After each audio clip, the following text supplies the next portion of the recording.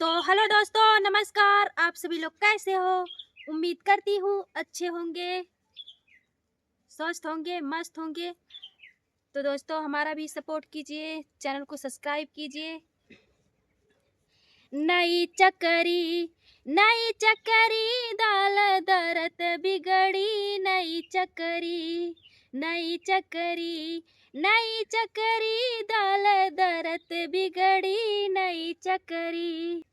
अरविंद के बहनी कुछ आज बिगड़ी, कुछ काल बिगड़ी, कुछ होली दिवाली के बाद बिगड़ी। नई चक्करी दाल दरत बिगड़ी। नई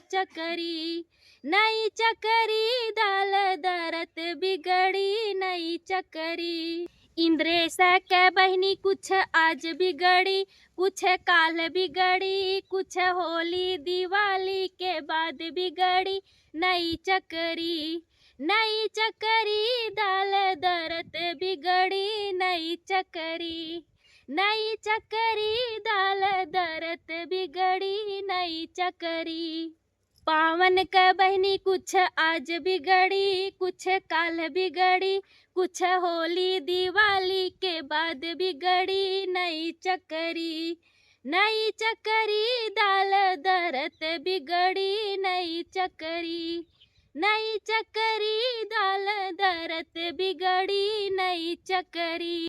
माखन का बहनी कुछ आज बिगड़ी, कुछ काल बिगड़ी, कुछ होली दिवाली के बाद बिगड़ी। नई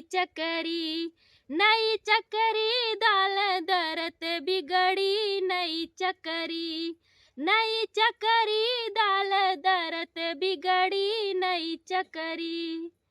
रवि के बहनी कुछ आज बिगड़ी, कुछ काल बिगड़ी, कुछ होली दिवाली के बाद बिगड़ी। नई चक्करी दाल दरत बिगड़ी। नई चक्करी दाल दरत बिगड़ी। नई चक्करी। दिनेश के बहनी कुछ आज बिगड़ी, कुछ काल बिगड़ी, कुछ होली दिवाली के बाद बिगड़ी। नई चक्करी दाल दरत बिगड़ी। नई चक्करी दाल दरत बिगड़ी। नई चक्करी। परविंद के बहनी कुछ आज बिगड़ी, कुछ काल बिगड़ी, कुछ होली दिवाली के बाद बिगड़ी। नई चक्करी दाल दरत बिगड़ी। नई चक्करी दाल दरत बिगड़ी। नई चक्करी।